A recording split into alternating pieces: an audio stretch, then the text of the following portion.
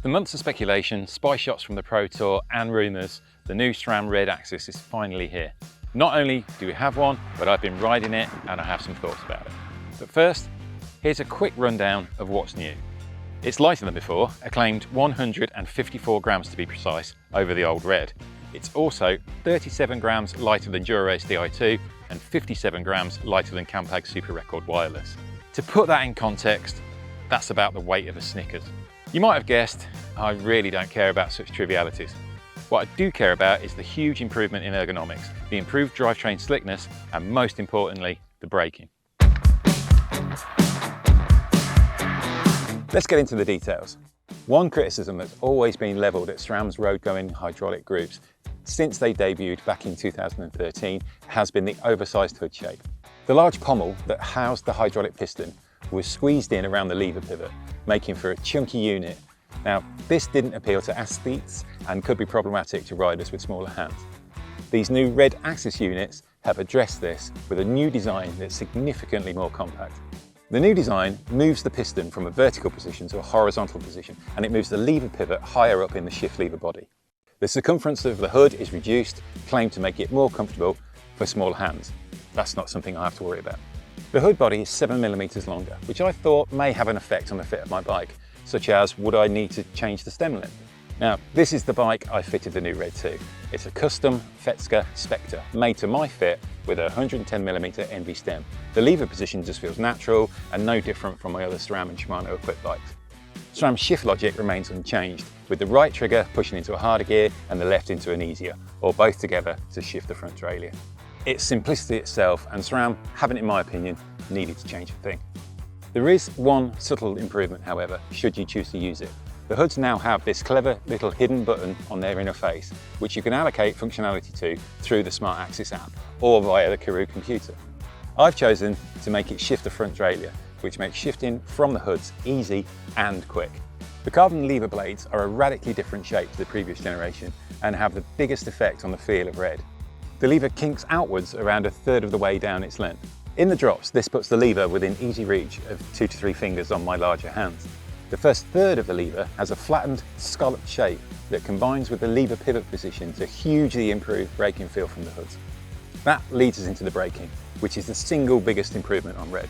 Previous SRAM brakes had all the required power and a good feel, but the combination of a new lever design, brake calipers and lighter rotors create braking that even surpasses the progressive feel of Shimano's servo weight hydraulics. The new two-piece caliper is machined to be lighter and stiffer than the previous design. They've also moved the piston further outward. This makes the pressure point on the pads more central on the brake trap. By actuating on a more usable surface area, the effect at your fingertips is huge, as the effort required to slow is minimal yet impressively progressive. There's a silkiness to the braking that meant I've never over-braked.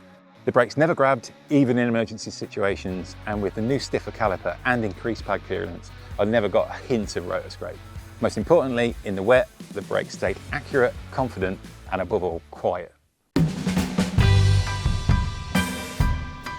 So the new Red stops better, but it also goes better too.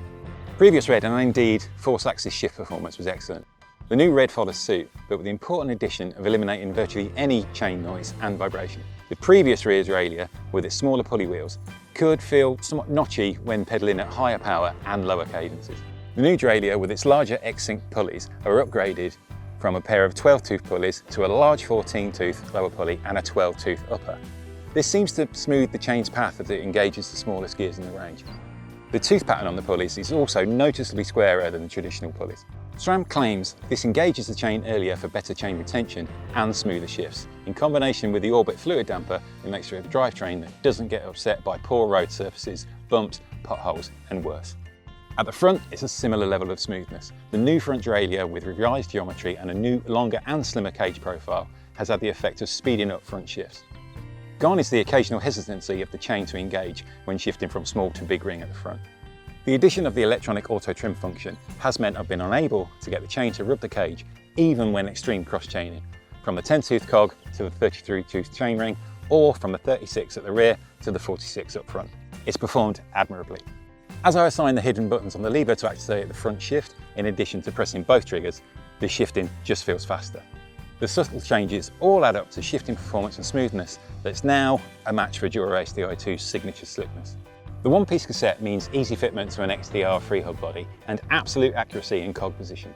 The ramps and profiles make for quick downshifts, and upshifts are smooth and stable too.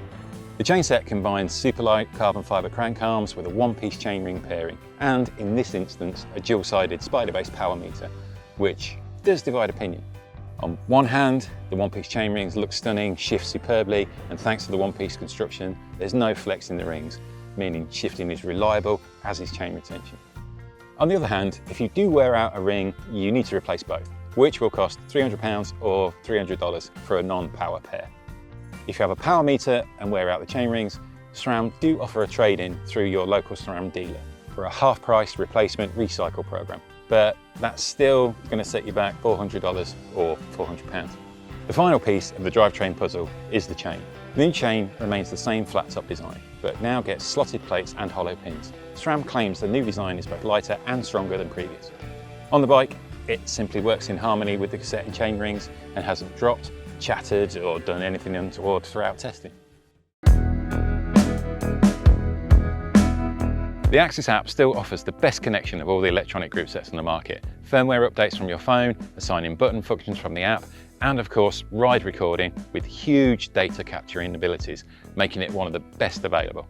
Ever wanted to know the correlation between your front and rear shifting, time spent in each gear, cadence, power, elevation, speed, heart rate, etc, etc? You can get it all here. The step forward here, however, is the integration of Hammerhead Karoo into the SRAM ecosystem. You can now get most of the functions of the app through the Hammerhead unit on the fly. Want to assign blips, hidden buttons or shift triggers to another function as you ride? Well, you can now. It's impressive that SRAM have chosen to include the new Karoo with its improved battery life, 64 gig of memory, the new chipset and 4 gig of RAM into the price of the group set. I haven't had a chance to fully test the new unit, which arrived just a few days before the official Red AXS launch, but early impressions are good. Whether it will be the unit to tempt me away from more than a decade of Garmin ownership remains to be seen.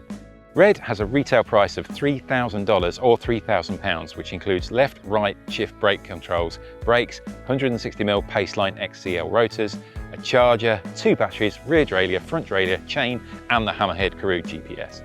You then need to add the price of the chainset and cassette of your choice, which will bring it up to $3,700 or £3,700 for a non-power meter group. And it's $4,200 or £4,200 for a power meter group. That's comparable to Dura-Ace Di2's £3,593.89p and £4,243.89p. Though the Red AXS group does include a Hammerhead Karoo GPS, priced at $475 or £450 in both iterations.